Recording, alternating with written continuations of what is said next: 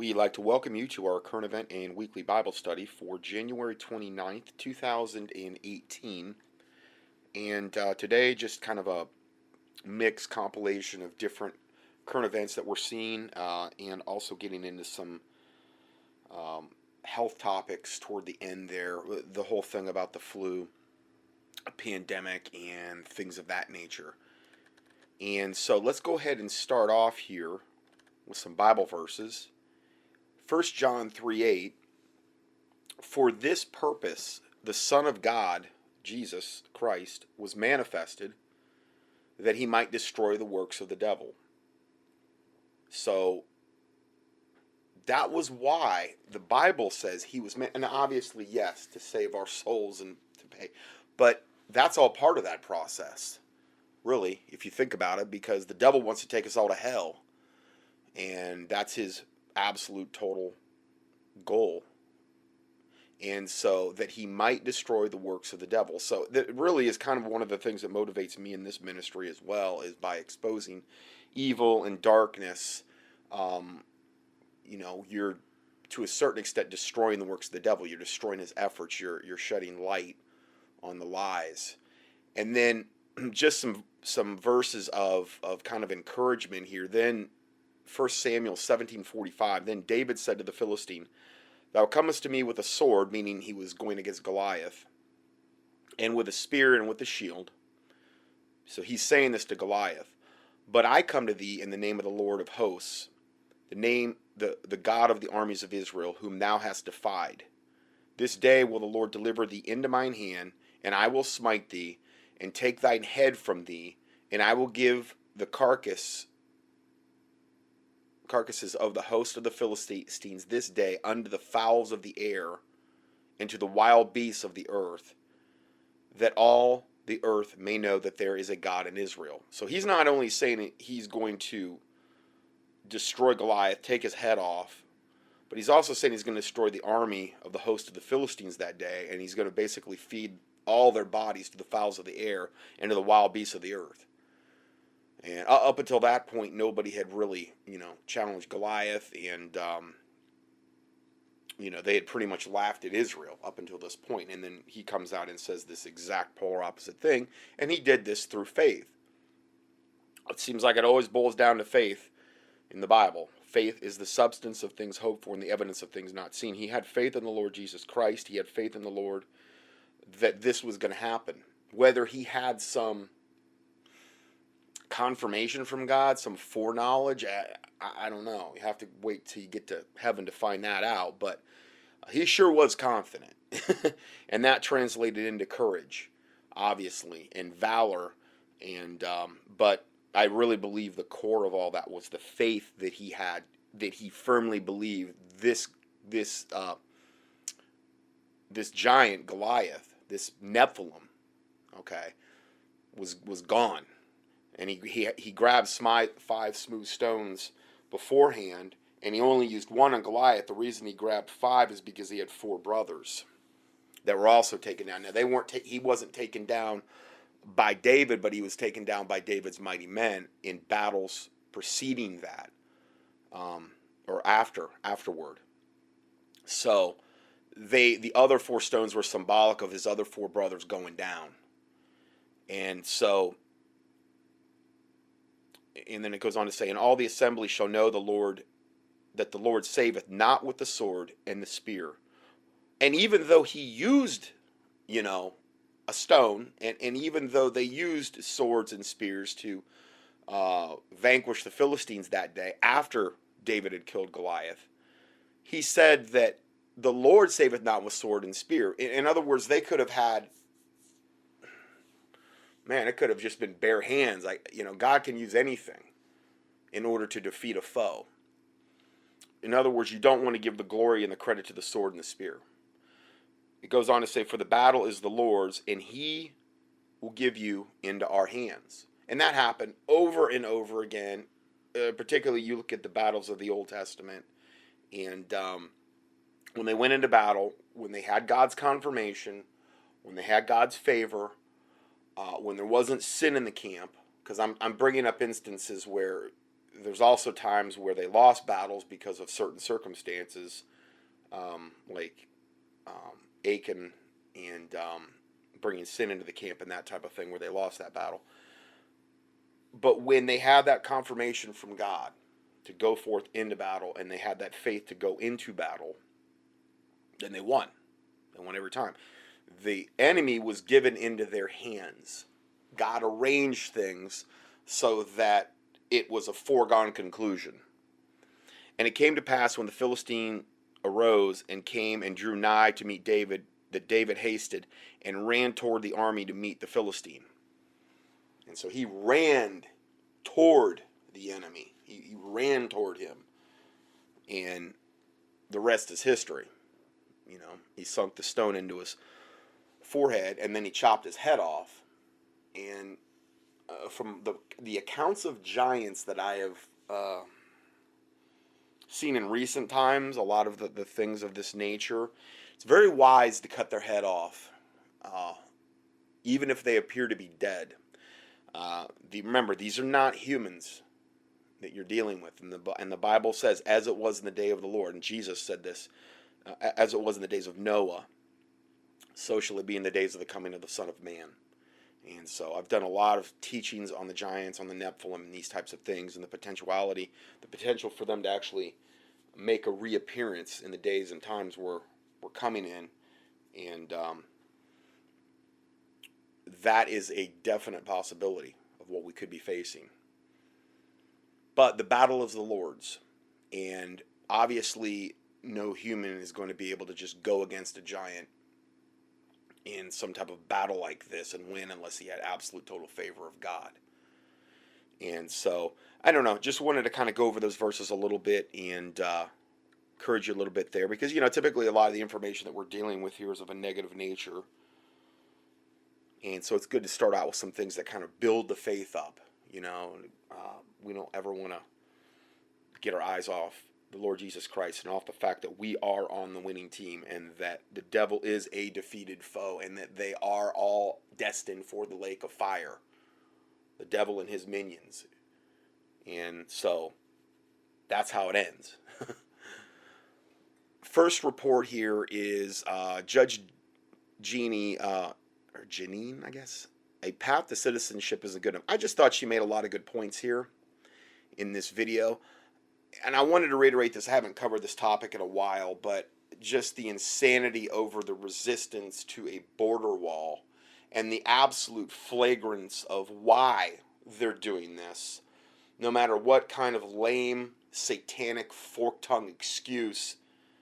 And I know you could say, well, there's a lot of Republicans that really don't want it either because they're on that satanic. Yeah, absolutely. I'm not going to argue that whatsoever. But the Democrats are the face of this, I guess, is the whole point here. So I get it. I'm not Democrat, Republican at the highest levels in the political scene. Most of them are all on the same team, and I would say that the Democrats, obviously more so, are absolutely on the same team, and it's called Team Satan, and they want the destruction of the population, and they want to create an ultra poor class and an ultra elite class, and they wanted to populate the earth by about a 95% reduction. And there's so many agendas afoot here. Just look at the Georgia Guidestones, which is basically the 10 Commandments of the New World Order. So, but she says, I believe in the American dream, and I don't want anyone to take advantage of it. I don't want anyone else to ruin it, especially people who are not grateful to be here, who seemingly hate us and call us racist. There needs to be an allegiance to this country and what we stand for. So, and again, I'm not saying this because I think America's perfect. I just think she brings up some good points here. I'm going to go ahead and play this video here.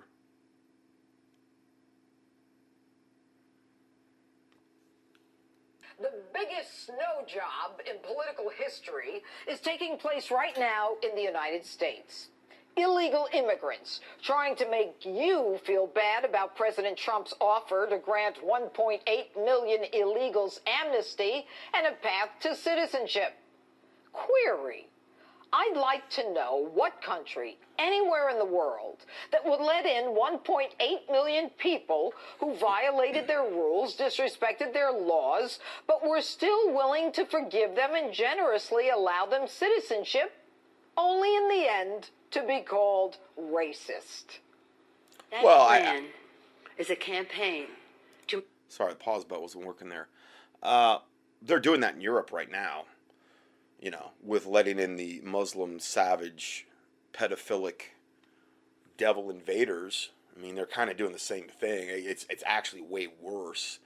This has been more of an ongoing process for America, though. This has been a process that's been going on for decades, whereas they've really just released the floodgates in Europe a lot more recently, but it's been way more dramatic there and way of a higher number coming over.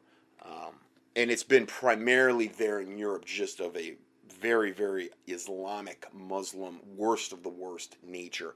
Whereas that same dynamic hasn't taken place here to that extent because we don't share a border with any overtly Muslim terroristic nation at this point. Okay, we're not in proximity. There's oceans between. So it's made it logistically harder for the devil Muslim invaders, even despite all of Obama and all of his devil minions and all the devil Muslims he put into office at the highest levels. It's been much harder for them logistically to get them here in enough numbers to affect America like Europe has already been affected. Make America white again. It's a plan that says... So this is a plan to make America white again, and this is what Nancy Pelosi is saying is such a wicked thing, is that unless we allow all these illegal aliens from Latin America and Central America and Mexico and all the Muslims that are coming over and all of the other nations and that, unless we allow all of these illegal criminals to come in, because they're criminals once they come into the border illegally, just like you'd be in any other country if you tried this. Other than Europe, I guess. If you're Muslim, that's fine. You can come in and they reclassify them, I guess, as good guys at that point. Unless you're actively promoting the mass invasion of these criminals, you're a racist. You're being accused of make America white again. You're evil. You're, KKK, Ku Klux Klan, David Duke, the whole 9 yards. You might as well just wear one of the KKK outfits when you go out and do your shopping, because how dare you not just kiss the feet of all these illegal aliens that are flooding into this country, doing all manner of wickedness, and I'm going to document that later. And we're not even going to so much talk about the Muslims today, but just the ones coming from Mexico, Central America, Latin America, this type of stuff. Unless you're not yoked up with that and on board with that, then you're a racist because Satan says so. Because like this fork-tongued devil, nasty Pelosi here, unless she's literally the mouthpiece of Satan. And so it's unbelievable what we're looking at. Over 50% of the current legal immigration will be cut back. That many people will be sent out of the country. So here we go again. Reagan gave amnesty in 1986, and just over 30 years later, we're in this same mess. Why? Why? Because the border wasn't secured and closed. Illegals just kept pouring in. And during those Obama years in 2014 and 15, teenagers from El Salvador, Guatemala, Honduras were virtually invited in. Some even members of that violent gang, MS-13. So you say... Among many other gangs. And I documented everything that she's saying when this was all going on. They were literally being invited in. And again, this is just absolutely all by design to destroy the country, to pollute the country with a gigantic amount of criminals, sexual predators, and they have a high propensity toward child molestation, as we are going to document in this report. So Now, the ones here are legally from Mexico, Central America, and they don't have that same propensity at all, according to the statistics. It's only the ones coming here illegally that have this disproportionate statistical propensity toward murder, sexual assault, pedophilia, child rape. I've put out these statistics, and it's occurring in every single state. There's some states it's worse. I mean, even in North Carolina, where I'm at, there's a whole organization dedicated to just showing how they're suppressing all of the sexual, rapist, molestation cases every single month, just in North Carolina alone. The numbers are staggering. They're totally disproportionate to the rest of the population, and it's all covered up. You never read about it in the paper, so you don't think it's going on. Out of sight, out of mind. And it's a gigantic problem. If this was if white men were doing this, and I have to bring that up because we're the demographic that's demonized 100%. But we are the source of all evil. Just turn on the TV. I don't even have one, but what commercials I see, what movie clips I see, it's all like the white guy's always typically the villain now. It's just everything's backwards. You have women absolutely being the ones always in charge, ruling over the men. The white guys are either always the stupid ones or they're the ones that are plotting like the evil of like masses of black people or masses of other races. I mean, it's just all of this is by design, by Hollywood, to get everybody to turn on one another, and particularly for the races to unite against the white masses, particularly the white men. It must be, all I can say is it must be very, very important to Satan to demonize the white population, and particularly white men, because that is the narrative I see over and over and over. Now, if this was against Chinese men or Japanese men or whatever, I would be saying the same thing. I would be saying this is absolutely unfair. But because I'm a white guy, I can't talk about that because it's not politically correct. I'm just a racist, and I need to just suck it up and take it and not say a word about it. I've always said, I don't care where I see evil, I'm going to point it out. And I'm not going to make any apologies for it. And this is the insanity, just one part of the insanity going on right now on planet Earth. Come on, have a heart. The dreamers were born here. This is the only country they know. In truth, most Americans, including myself, don't have a problem giving dreamers a path to citizenship. But somehow, that doesn't seem to be good enough. Senator Dick Durbin says dreamers should not be held hostage to President Trump's crusade to tear apart families and waste billions of American tax dollars on an ineffective wall. Wait a minute. You dare to turn around and call us names when tens of millions of legal immigrants followed the rules, right, waited in line, hired attorneys, studied American history, and swore allegiance to this great nation. Most of them saying that the day they became an American citizen was one of the greatest days of their lives.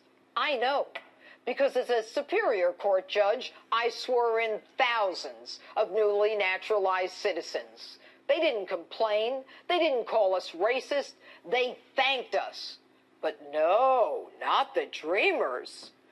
Democratic immigration advocate Eddie Vail called the White House proposal, quote, a legislative burning cross. So, what makes you think you're entitled to citizenship? What have you done to earn it? On second thought, it doesn't matter what you think.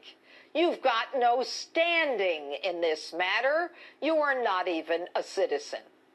The DACA narrative, though, of young high schoolers about to go to college, in college, or recently graduated looking to contribute to society, when, in point of fact, dreamers are not a highly educated segment of the U.S. population. According to a study by Harvard researcher Roberto Gonzalez, 21% of DACA recipients have dropped out of high school, far above the national dropout rate in the United States of 5.9%.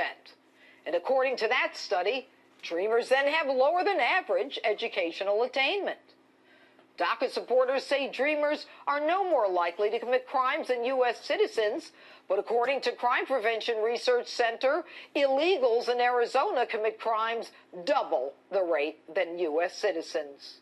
And by the way, according to a September 2017 report... See, I believe there's really a spiritual dynamic, too, going on here, where you've got Dreamers, their illegal alien parents brought them here, and they were born here on American soil, or maybe they were brought over by their parents at an early age across the border illegally. The point is that it's all wrong. It's all illegal. It's wrong, and there's a spiritual dynamic going on here where the Bible says if the foundations be destroyed, what can the righteous do? Well, their foundation by which they came here was 100% morally and legally wrong from the get-go.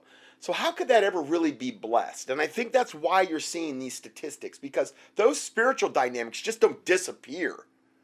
Because, well, I'm well-intentioned now, and us is all I've ever known, and all this other things. You have brought spiritual baggage over with you. There are just things that don't go away just because they even wave a magic wand and say, well, this is all right. We're going to grant you this. It still doesn't change the fact that what they did initially, how they got here, was evil and wrong. And I understand if they're children, they didn't have any choice in that type of stuff. I get it. I understand that. But still, it was wrong. It was wrong what their parents did. The women would come over here and have their anchor babies on purpose, by design. I mean, all of it was just wicked and evil. And our system enabled that to happen, which just further perpetuated more wickedness.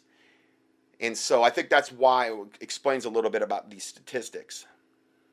Of the Federation for American Immigration Reform, illegal immigration costs the United States taxpayers a net cost of $116 billion. That's billion with a B dollars a year, clearly outweighing taxes paid to federal and state governments by a ratio of 7-to-1. The federal government alone spends $46 billion on illegal aliens and their U.S.-born children for public education, for medical care, justice enforcement, and welfare. So, here we have President Trump willing to give almost 2 million illegals amnesty in exchange for a border wall, an end to chain migration, and the end to the visa lottery. Yet instead of being grateful, they're indignant. They want these workers to live as second-class citizens, to not have the rights and ability to speak up. Second-class citizens, there is no such thing as a second-class citizen. You're either illegal or a citizen with all the rights and privileges that go along with it, including the right to vote. They've had far greater privileges than legal citizens. I've went over all of the things that our government gives these illegal alien invaders when they come here. I mean, from the insurance to the housing to so many different things that they have access to if they know how to work the system at all. And they're given all of these advantages that our own legally, the generations that have been here for sometimes hundreds of years do not get. And they have the audacity to complain. It's just like that analogy that I've said before, you know. It's like you can't ever give enough to the devil for him to be satisfied. And these people are literally, so many of them, I really truly believe, are motivated by their father, the devil.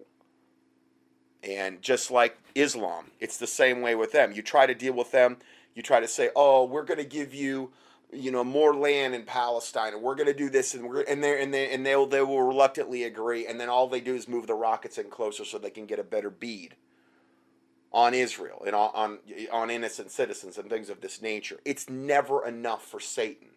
Okay, and it reminds me when you're dealing with people like transgenders, the lesbian, gay, bisexual, transgender crowd, these illegal aliens that believe that we're here usurping on their land, and that they're the whole La Raza movement and La Mecha or whatever, all of the garbage movements they have, where they believe that the white man needs to die and we need to be, well, really all races need to go because this is their land. We came here. We took it from them. And you just can't reason with Satan is really what it boils down to. And this is what you're doing. I'm not saying every single illegal alien is Satan. I'm not saying every single illegal alien are horrible, wicked people. But there is a disproportionate amount of them that are. And she's talking about it. I've documented it in the past, and I'm going to further document it today. And the right to pay taxes like the rest of us. What makes you think your parents have the right to be citizens because we're allowing you, your spouse, and your children to be citizens?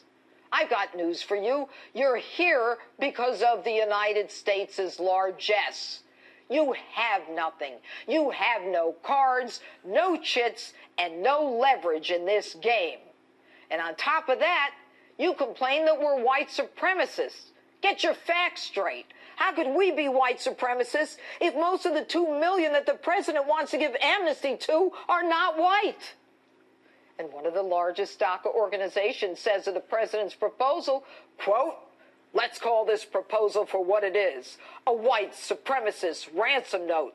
Trump and Stephen Miller killed DACA and created the crisis that immigrant youth are facing. They have taken immigrant youth hostage, pitting us against our parents, black immigrants, and our communities in exchange for our dignity." I've got a news for you, dreamers. You're being used. Crying Chuck, a.k.a. worthless shutdown Schumer, Nancy Pelosi, Dick Durbin couldn't care less about you. You are nothing but a pawn in a bigger game set up by your hero, Barack Obama, who intentionally didn't resolve this when he was president. But again, this is all by design in order to destroy this country by flooding it with criminals or a huge segment of the criminal population. And they will deplete the resources. They will overrun the hospitals. They will commit far more crimes, far more murders, far more thefts, far more raping, sexual assaults, rape far more children than any other demographic. You know, they got here illegally. Think about it. Think of the mindset here. I came here illegally. I was rewarded. Okay, I was rewarded by this moron American government. Is basically how they're thinking about it in their mind. Well, then I'm just going to keep up with that behavior. I'm going to keep up with the behavior that's natural to me. I came here illegally. I am a criminal. I'm going to continue that. I was rewarded when I came over the border to do it. Why not continue? Now, I'm not saying every single one, but I'm saying a ton of them are. And it's a statistical fact. And for these people that in the high political office that want to do this, ultimately just trying to destabilize the country to the point where they can usher in the New World Order and create a gigantic race war, have a built-in population that will have no problems fighting a gigantic civil war, race war, against, I guess, blacks against whites, Hispanic, Latin America against whites, the Muslims against, I think that's how it's fleshing out here. Seems to be what I'm seeing. I'm not advocating it. I'm trying to fight it. I'm trying to expose it and say, this is insane. In the end, these people at the top all want to kill all of those populations. But they figure if we will kill one another off, then, we're just doing their work for them. Mission accomplished on their end. So this is what they're trying to and then not only that, but then they've got a built-in voting block. The Democrats have, the more they can flood an area, like California is the greatest example, the more they can flood a state with these illegal aliens and then just give them the right to vote, even though they're here illegally, well, then they've got a built-in voter block. And they're not going to bite the hand that feeds them. So they're going to vote for these Democratic devils, like that governor they got out there, Jerry Brown, and vote people like him in. Because they figure, well, he was the one that, was receptive to us, that welcomed us with open arms, and it just perpetuates. Now, President Trump, whom you hate, has more than double the number of people to whom he's willing to give amnesty, and he's willing to pay a political price for it. And these people would rather reject Trump's offer to make 2 million of you legal and keep you in the shadows instead of giving President Donald Trump a win that he's entitled to. You get it? You're being used. They don't want it to work. And by the way, what is the problem with the wall anyway? Open borders only allow more people to cross and add to our tax burden. And who are you to say what a sovereign nation can and cannot do? Try doing that in your home country and see what happens to you. And who are you to say that you're entitled to bring in your parents in addition to your spouse and your children? What gives you the right to be indignant? Your parents are the ones. The reality is once they crossed the border, the only thing they were entitled to here was a jail cell and a trip back to whatever country they came from. That was all they were ever entitled to. But it's now that they've gotten here and settled in, it's all of a sudden, no, I'm entitled to this. I deserve all the help the government's giving me. I deserve the free health care. I deserve all of the food stamps or all these benefits that they're getting. I deserve to be a burden on the system and to deplete your resources. It's unbelievable. It's unbelievable when you give somebody that is committing a criminal activity or doing something wrong, if you give them a pass on that, most people nowadays, I would have to say, their moral compass is either totally gone or close to non-existent. A lot of these people, they don't have any real sense of conscience. I'm not saying everybody, but there's a lot of people out there now that, man, it's scary. I mean, like the stuff that like so many people would do on average, like anybody that had a conscience would be like, man, how can they live with themselves? How could they just not have any conviction of sin? And the Bible talks about having your conscience seared with a hot iron. The Bible talks about in Romans 1 where, the men burning after men and women after women, gays and lesbians, that they've been turned over to a reprobate mind to do those things which are not convenient. And that word translated in the King James from the Greek is convenient, apt, or fitting. And they glory in their shame. And the first thing that set them up for that is, and if you go to Romans 1, the first thing that laid the groundwork for that darkening of the mind, that in the particular case of this, Romans 1, and there could be different scenarios, obviously, where they were women burning after women and men burning after men, meaning they're lusting after one another. The first thing that laid the groundwork for that was that they became unthankful. That's what sets you up. When you start to become unthankful, it can start such a cascade of events in a person's life that can lead you literally down on the path of hell. I'm not saying that, figuring salvation in here, but it does interplay with salvation a lot, because unless you're extremely, I believe, incredibly thankful for what Jesus Christ did on the cross to save the collective souls of those in humanity, whom thou will, whoever comes to me, I will no wise cast out, what Jesus was talking about.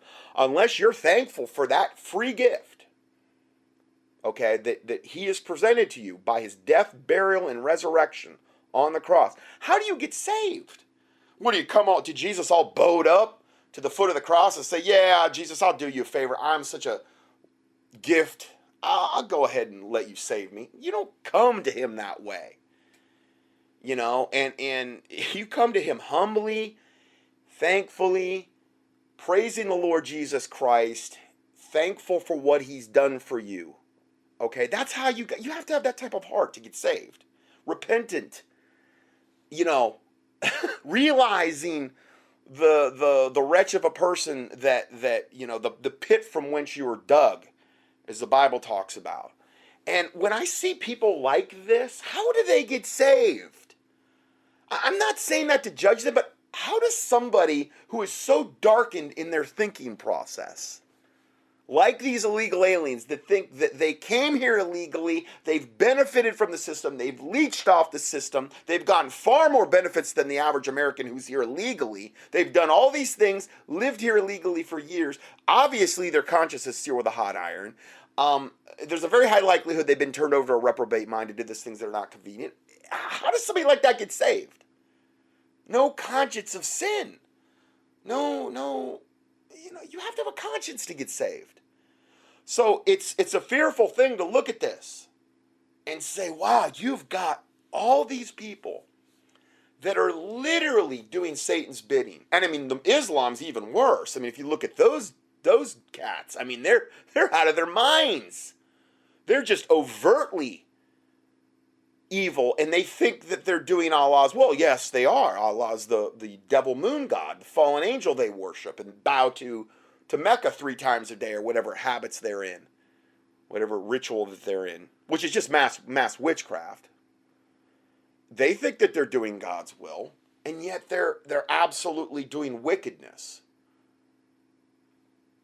I'm not saying that God can't get a hold of somebody and that's their only hope, is the Lord Jesus Christ, is them waking up finally and seeing, what have I done? What have I been doing?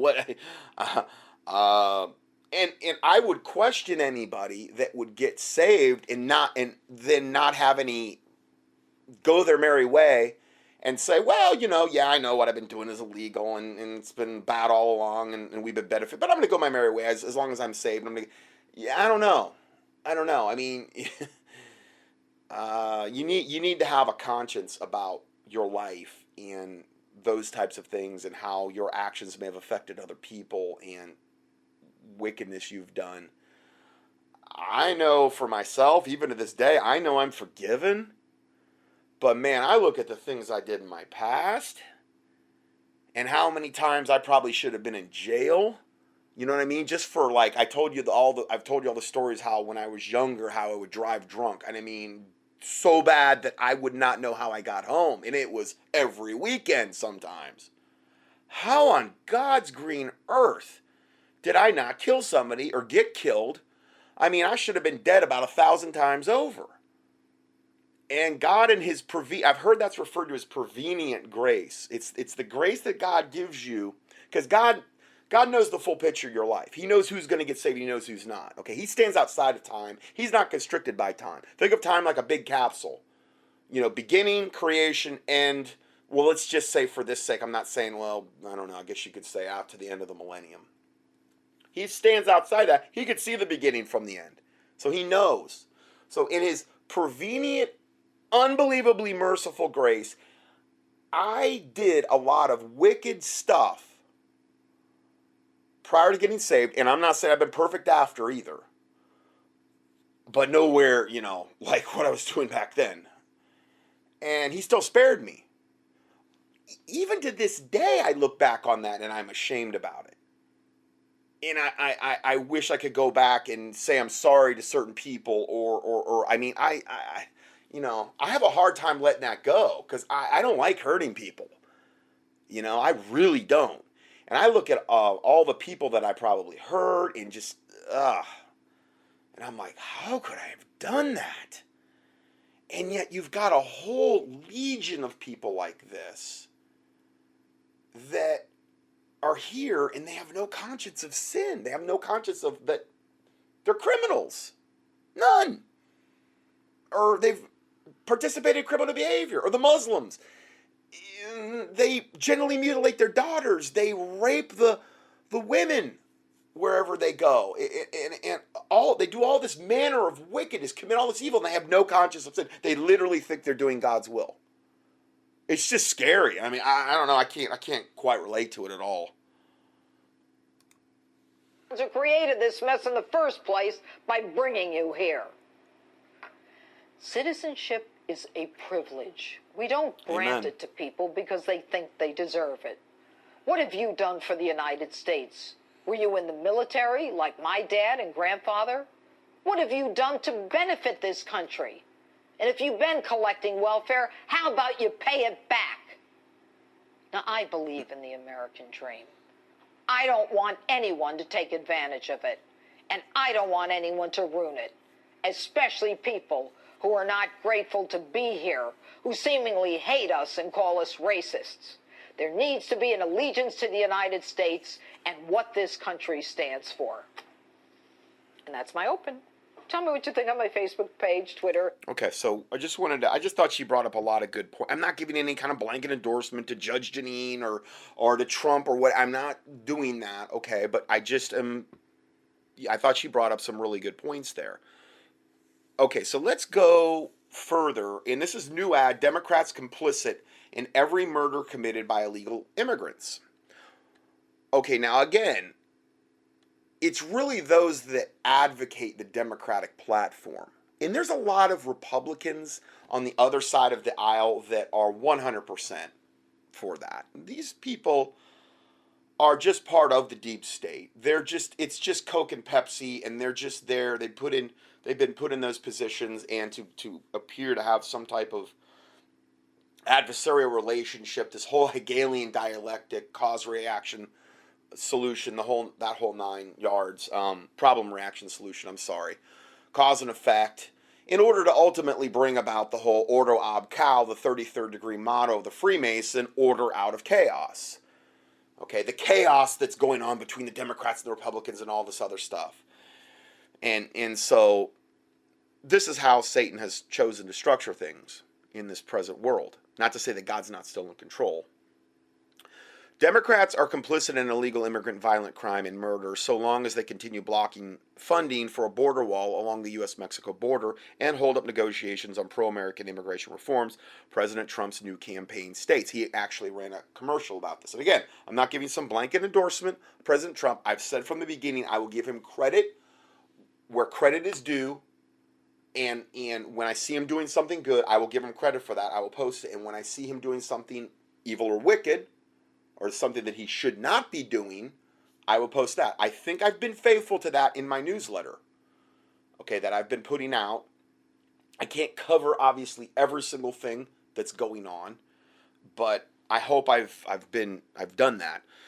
The ad was released a day after the Senate Democrats voted to shut down the federal government. And again, it wasn't a shutdown. They act like everybody's shutting down and, trucks will stop running and people are going to be homebound and they're going to block off the roads and there's no food in the grocery. Wasn't even remotely like that. Not even close, but they act like it's the shutdown of all shutdowns and we're all going to die and we're probably going to all die tomorrow. I mean, it's this unbelievable overblown rhetoric that they're spewing. This ad was released a day after the Senate Democrats voted to shut down the federal government because the spending bill to keep the government did not include amnesty for at least 3.5 million illegal aliens, which is absolute total insanity. They came here illegally. They're all criminals. Give them a pass. They're good people. We're going to reward their criminal behavior by making them citizens. Louis Bracamontes, a 37-year-old illegal alien from Mexico who allegedly shot and killed Detective Michael Davis and Deputy Sheriff Danny Oliver in October of 2017, is featured in this ad that Trump ran, saying in the courtroom during his murder, and it shows him saying this in the ad, that he wished he had killed more of the mother blankers, and then he says, "I will break out soon and kill more. Kill whoever gets in front of me," the illegal alien said as he smiled in the courtroom. He loves it. I mean, these dudes that are like these MS-13 types, I'm not sure he was MS-13, but these Mexican gangs and these Central American gangs, they are about the most wicked, evil. They're right up there with the most wicked, evil maggot Muslims. I'm telling you, they'll come into your house, I was told, and if they want to kill you, they will rape your wife and your daughters in front of you, kill them slowly in front of you, and then kill you slowly after they've made you watch.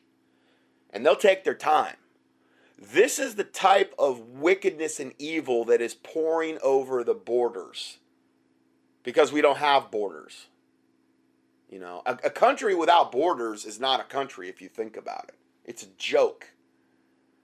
And that's what we're doing. And he's just one example of this. There are, I would dare say, millions of these types in there. Then when you have these countries like Central America, like Mexico, where the Santa Muerte death cult is literally either the main religion in various localities or becoming the main religion, and they're commingling it with Catholicism because it's so incredibly compatible. It's just one more saint in their pantheon of pagan religion. When you have that dynamic going on, what's the big deal? Okay, I'm worshiping the Grim Reaper now. What's the big deal? It's Santa Muerte. It's the angel of death. That's what it is. That's what it means. Santa Muerte is the angel of death. In the occult world, Azrael's known as, or Santa Muerte is known as Azrael. Like the cat on the, remember the cat on the Smurfs, Azrael? Gargamel, that was the wicked wizard. I know I'm dating myself a little bit there, but those were cartoons that were on like when I was kind of growing up.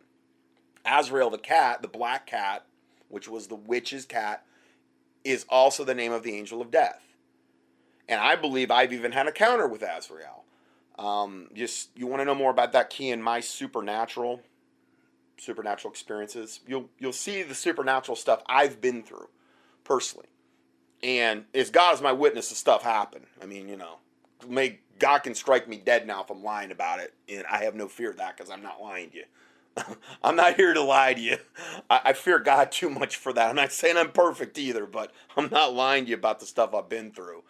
And but again, the only reason I got through that stuff is because of Jesus Christ, and I try to always give him the praise, the honor, and the glory. The Bible says, "In all thy ways acknowledge him, and he shall direct thy paths. Trust in the Lord with all thy might, and lean not unto thine own understanding. In all thy ways acknowledge him, and he shall direct thy paths." So that's what I try to do. I fail a lot on that. Just trying to always keep that on the forefront of my mind. But when you have a whole society, and just key in Santa. Of course, you might find my teachings on Christmas then too, which, you know, also paganism. Birthday to the sun god Tammuz, has nothing to do with Jesus Christ, but Santa Muerte, if you want to know more about that, and I mean, the way they kill people down there, this is the preferred deity of the drug cartels, of MS-13, of the Mexican mafia, of all of these different drug cartels down in Mexico, Central America, and these types of places. It's the perfect deity for them because you can pray to Santa Muerte and sacrifice to Santa Muerte and ask Santa Muerte anything you want. You want more money? Do you want your enemies killed? Do you want, and the things that Santa Muerte, and who knows, might be communicating that you need to do is, you know, okay, go out and kill your enemies in the most horrific way or whatever. And they're getting favor from these things, and they're exporting this, and they're bringing this into America. So if you want to know more about that, key that in the search box, and I've done whole teachings on it, several actually. This report goes on to say it's pure evil, all the stuff this guy was saying in the courtroom. The ad goes on to state that Democrats are complicit in illegal alien crime. So as long as they continue supporting open borders policies like sanctuary cities, which harbor criminal illegal aliens and shield them from deportation, while blocking full funding for the wall on the southern border and illegal immigration, cutting reforms to raise the wages of American workers. You know, it's all about taking away jobs and our rights away from us, people that are here legally, and giving them to other demographics, other races that are here illegally, like the illegal immigrant Muslim hordes that Obama was literally bussing in over the borders, flying them in on UPS planes in the cover of darkness. I've went into all this. And then all of these different charity groups that are, quote, Christian, that were there to bring them in under the banner of supposed Christianity. Catholic ones, Lutheran ones, all kind of different denominations will bring these Muslims in, these illegal Muslim invaders, the worst of the worst, while leaving the Christians that need to get out of the Middle East. They want to leave them there so they'll die. For sure. I mean, it's like 0.03% of all the ones they were bringing over were Christian, while the vast majority were the worst of the worst Muslims. They've already been, to a large extent, or to, I hope Trump's done a whole lot to stop the flow of this. I don't know. I haven't seen a lot on that subject lately. But Obama was doing everything he could do to bring them in. I've done tons of studies on that as well that you can go and reference. And they were the worst of the worst. And they're here now, and it was all, a lot, so much of it was under the banner of these Christian ministries bringing them in and saying, making sure that they were settled in the right place where they could get into their safe houses under the cover of Muslims that were already here, and join up with these terror cells that are already here on our soil, and they're just waiting for the day that they're out, the green light's given, and they can go and wage jihad against the great Satan America. Okay, let's go further here. The truth about crime, illegal aliens, and sanctuary cities. This is just a little bit. This isn't actually as concise as I wanted it to be, but you'll get a little bit of an idea here. The Pew Research Institute estimates that of 2014, there are at least 11.2 million illegal immigrants residing in the U.S. I'm sure it's underblown, that number.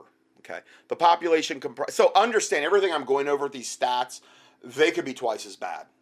It's hard to say, but I would guarantee you this is the bare minimum of what it would be. The population comprises 3.5% of our country's population. Okay, so legal aliens, about 3.5% of the population, supposedly. It's probably higher. Of these, by far the largest ethnic populations, 52% are Hispanic, comprised of Mexicans, Central Americans, Cubans. 6 states, California, Texas, Illinois, Florida, New York, and New Jersey, account for 59% of where these illegal aliens reside. The fact that 66% of all illegal immigrants have lived in our nation for over 10 years underscores our long-standing inability to address the serious problem. Well, it's not an inability, it's an absolute, they don't want to address it. I mean, no previous administrations would. They welcome it. It's destroying our country. That's what they want. You know. Inability to, and then all the communicable diseases they're bringing in. I've went over that as well. That's a whole other factor. Our inability to address the serious problem to control our nation's borders, the relationship between illegal immigrants and violent crime. Then that's what we're going to talk about now. Research conducted by the federal government oversight organization, I thought it was Judicial Watch, but it says Judicial Water, in 2004 documents that 50% of all federal crimes were committed near our border with Mexico. 50%. I mean, of all federal crimes were committed near our border with Mexico? And that's not where you're going to have a lot of regular citizens from America. Is it just that the regular citizens of America, when they're near the border, they're really, or like the legal ones, they're really, really bad people because they're near the border? I don't think so. I think it's because of the unbelievably high population and what is occurring at the borders, obviously crossing illegally. That's why you've got 50% of the federal crime being committed there in those localities. Obviously, that's why. The same year, the U.S. Sentencing Commission found that 75% of all criminal defendants who were convicted and sentenced for federal drug offenses were illegal immigrants. Only 75% of all criminal defendants? When they only make up 3.5% of the population? Oh, there's no correlation there at all. It's the same correlation as the statistic, and I've said this before, where the vast majority of pedophiles, a disproportionate, it's like 35% of all pedophiles are also gay. Gay male men, okay? Or maybe they're even bisexual, I don't know, but they're gay, okay? I wonder why. Is there any correlation, like with the whole Sodom and Gomorrah thing, and the whole men burning after men, being turned over to a reprobate mind thing, that they would have more of a propensity to take it to the next level and to not just have sex with a consenting man, but to say, no, I'm going to force myself on a child. No, there's no correlation at all. What am I thinking? I'm sure that those demons that make them gay are totally content with them being just gay.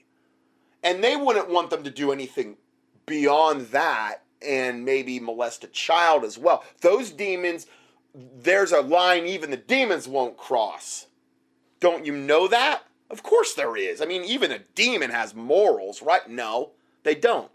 So it's no mystery, and it's no big stretch of the imagination to understand why a pedophile is 35% of all pedophiles are also gay, when supposedly gays only make up like 3 to 4% of the population. Of course, I think that number's growing because of all the ways they're trying to emasculate men and all the gender bending chemicals they're putting in everything and all the, so many different ways the society's even creating it.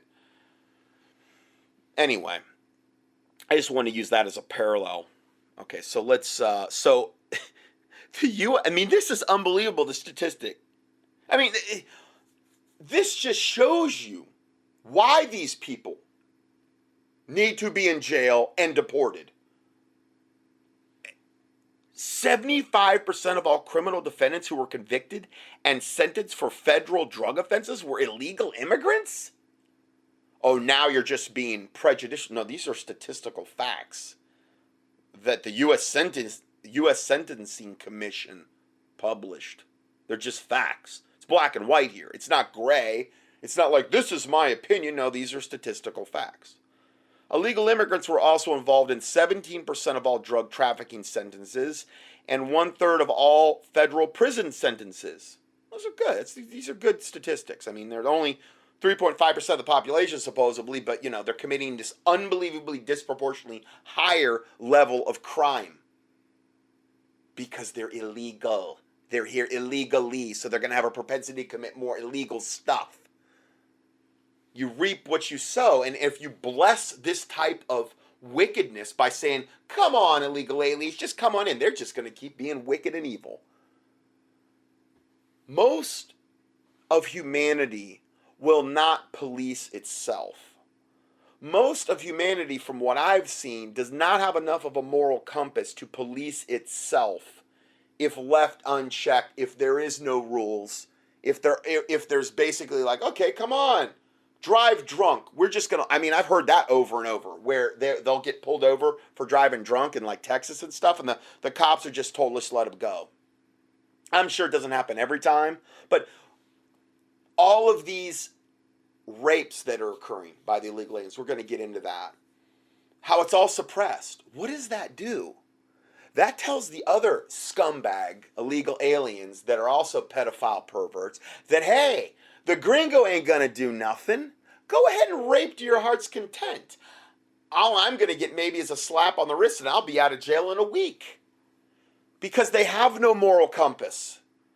Because they're not a law unto themselves, as the Bible talks about. People that are just kind of like morally upright, even though they're maybe even not Christians. Like my grandpa, for instance, up until the point where he got saved. Was at the very, very end. My grandpa Johnson. That guy was one of the best people, most morally upright. I never heard him cuss in my whole life. I've never seen him get mad. My grandma now, that was a different story, but man, my grandpa Johnson was a good guy. If you didn't like him, man, there was something seriously wrong with you. Just a cool, mellow, laid back, good guy. I don't even know of a vice that he had. The only thing is, it was hard to lead him to the Lord because he was so morally upright. Yeah, they went to a Presbyterian church and stuff, but he didn't have a concept of salvation. I had to go over that with him, and sometimes people like that are really hard to lead to the Lord because, I'm basically a good person. I told Grandpa, I said, Grandpa, if I ever knew anybody that merited going to heaven just because they were a good person, you'd be the one. Of anybody I ever knew in my life. I wouldn't, but it doesn't work that way. You're saved by grace through faith in Jesus Christ, and not of yourselves. It is the gift of God, not of works, not of works, lest any man should boast. So somebody that thinks I'm going to heaven because I'm a morally upright, good person, that's of works. And that's not going to get you entrance into heaven. It will not work. Through the blood of the Lord Jesus Christ, his death, burial, and resurrection, his finished work on the cross. That's how, and if you don't know about this, key on the True Salvation tab at contendingfortruth.com, and I walk you all through it. Give you all the Bible verses. I'm not trying to sell you a bill of goods. I just love you enough to tell you the truth and care about your soul, and you know, I tell you about salvation and then the things that, you know, you need to do afterward. These types of things. And the things to expect biblically. Okay? So, anyway, I really got off on a tangent there. Let's see here. So, there's a FBI statistic, according, and this is a little confusing, but in this, the last sentence will clarify things. According to the FBI, and again, these figures I truly believe are underblown. And they also don't account for unreported things like unreported murders, unreported sexual assaults, unreported child sexual assaults, which is a gigantic thing here. Not only that, the government's trying to suppress these statistics anyway. So who knows what the real statistics are? I mean, God does, but I mean, you know. So according to FBI, 67,642 murders were committed in the U.S. from 2005 to 2008. And there were 115,717 murders committed from 2003 to 2009. The General Accounting Office documents that criminal immigrants, illegal aliens, committed over 25,000 of these murders. Okay, so to extrapolate out these statistics, this means that a population of just over 3.5% residing in the U.S. unlawfully committed 22 to 37%, depending on the time era, of all murders in the nation. Now, they're only 3.5%. But they're committing in this time period of essentially 2003 to 2009, anywhere in that time frame from 22% to 37% of all murders in the nation. This is astounding. And they're being totally protected. They've got sanctuary cities. They're being given free housing, free healthcare, all of this free stuff. They're being let off on drunk driving charges. I mean, all of these things that they're being given, encouraging their wickedness. This is how wicked our government has become. And think about it. We've got a lot more illegal aliens here now. I mean, what is that statistic from? It's from that ended in 2009. Well, I mean, the way that Obama was working it, especially in his last 4 years, I mean, who knows how many more here now? Who knows how many more murders are occurring? But this is the wicked, evil situation we find ourselves in America. And I know if you're from other countries, I'm sorry, this is my only frame of reference, though, being an American. Illegal immigrants clearly commit a level of violent and drug-related crimes disproportionate to their population. It's not even close. It's just like the gay men are 35% of all pedophiles tend to be gay men, and their gay men are only 3% of the population. Okay, well, that seems to be a bit disproportionate compared with the rest of the population. Yeah, it's because of those same demons and devils that have a propensity to go into gay men, which potentiates them to go further into pedophilia. It's the same exact dynamic. The next part is more than 2,000 sex offenders deported by ICE, Immigration Custom Enforcement, every year in Texas alone. According to statistics released from the United States government, and there's a link here to all that. I mean, everything I'm telling you is their statistics, and I guarantee you they're totally underblown to a certain extent. If we knew the real numbers. In 2003, all 4 Texas offices, there's 4 Texas offices that do the deportation, they deported 2,124 sex offenders. Okay, in 2013. 508 were convicted of sex offenses against a minor. Okay, now, if you're deported, that means you're an illegal alien, meaning you shouldn't have been here. Okay, you're an illegal alien. So, of the 2,124 sex offenders that were deported in just 2013 alone, in just Texas, just one state, 508 were convicted of sex offenses against a minor. So, about almost 1/4 of the illegal aliens that were deported in 2013 from Texas alone, about 1/4 were pedophiles that were deported for sex offenses against a minor. They got a real gigantic problem, these illegal aliens from Mexico and Latin or Central America and all that. They got a real problem with pedophilia, evidently. They got a real big propensity toward it, is what I'm saying. Because the proof is in the pudding. It's right here. The fact that thousands of American children have been sexually assaulted by illegals, people who should have never been here in this country to begin with, is unconscionable and unacceptable. And that's the least of what it is. It's pure evil.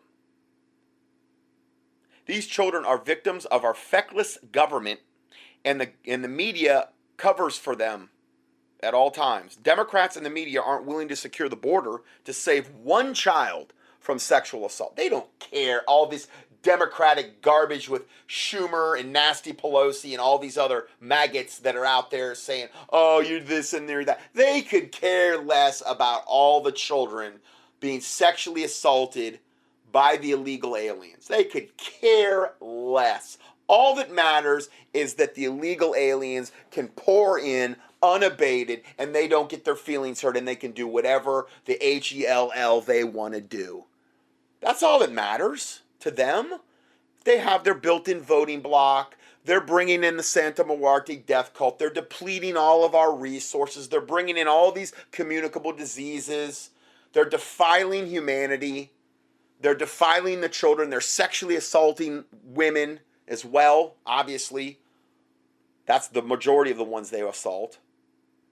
That's all fine because they care so much about the people that are here legally in this country. That's how much they care. All they care about are the wicked devils that are here that are doing this, is basically what this tells me. So who are the real monsters here? The media will cover shark attacks, but not the thousands of children being sexually assaulted by illegals annually. And we don't even have a remote idea what the true statistics are.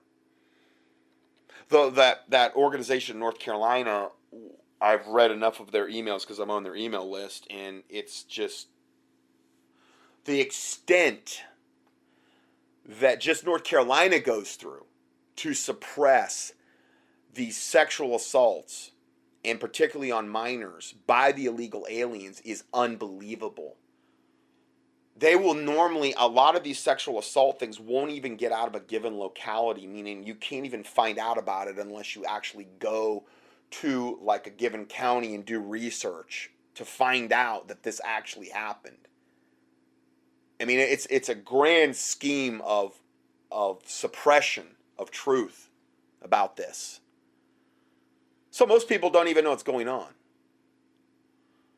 When it comes to taking the Second Amendment and civil rights away from American citizens and legal immigrants, the media regularly exploit the dead with a cry of, if it just saves one child, meaning, oh, some wicked devil had a gun and he killed somebody with it. And if he didn't have that gun, that would have never happened, even though guns take on the personality of the possessor.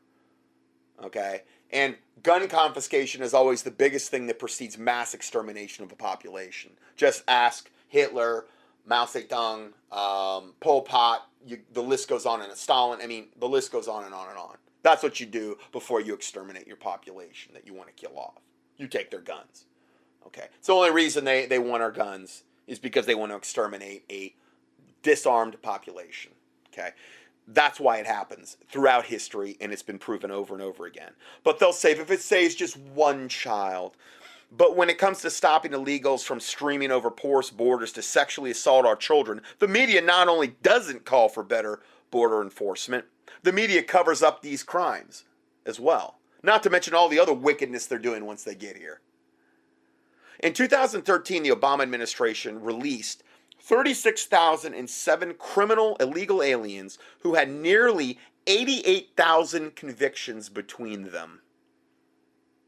It's never just like when I see this, it's never just like they're committing one crime. It's like they're committing multiple crimes, and they still get released.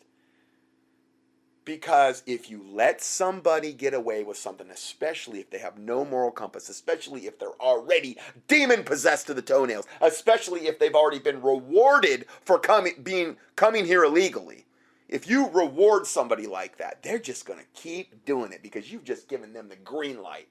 And every demon that possesses them is just like, rubbing their hands together and saying, oh yeah, I can just go out and commit wholesale sin and wickedness, and there's going to be no repercussions whatsoever. That's what you're given the green light for. I mean, that's it. So, the Obama administration released 36,007 criminal illegal aliens who had nearly 88,000 convictions between them. Good old Obama. That guy is going to burn so white hot in hell. I just wish he could get a glimpse of that tonight. I really do. I really do. All these devils that are doing this, these fork-tongued devils that are behind all these things, the Rothschilds and the Rockefellers and the George Soroses and the Bushes and the Clintons and the Obamas. I wish they could get a nice big gander at what their future really is, because they're not going to reign in hell with Satan. No, they're not. They're going to burn white hot, and then they're going to get cast into the lake of fire. Those convictions included, of these 88,000 convictions, of the 36,000 people that Obama, illegal aliens that he released, those convictions included 193 homicide convictions. I mean, how do you release anybody that's been convicted of a homicide? You release them? 426 sexual assault convictions. 303 kidnapping convictions. They love to kidnap too. That's one of their calling cards, down in Mexico and Central America and stuff. If they think you have any money at all, they'll kidnap you and then hold you for ransom. And then if they don't get enough money, then they just kill them. Or if sometimes they do get the money, they kill them. These people have no scruples. They have no moral compass. 303 kidnapping convictions and 1,075 aggravated assault convictions. So, there you have it. If that don't make you righteously indignant, I don't know what will. But again, it also will... the reason I do this to a large extent is to help us to see how we need to pray about given situations. This is a gigantic problem. There's a lot of gigantic problems going on all over the planet, but this is one of them. And this is pure wickedness, as you can see. And, I can only imagine if, the church in America got on the right page with God and started praying specifically about all these different issues. Oh, man, those prayers could move mountains, but it's just not collectively happening. But that's why I go over it with my listeners, because that's what I am as a watchman. It's my job to warn. It's my job to tell you about this type of stuff. So, God bless you, and we're going to go to part 2 next.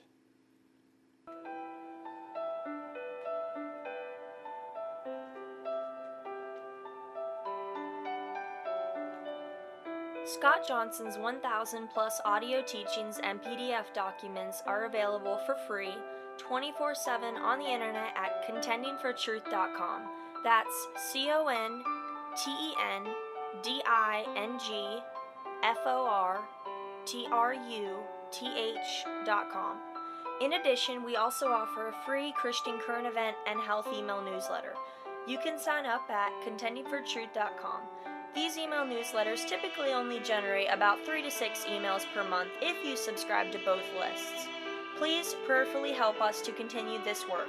For mail correspondence or to support this ministry, our mailing address is Scott Johnson, 2359 Highway 70 Southeast, number 321, Hickory, NC 28602. Or on the internet, a PayPal donation link can be found at contendingfortruth.com. Thank you, and may the Lord Jesus Christ richly bless you.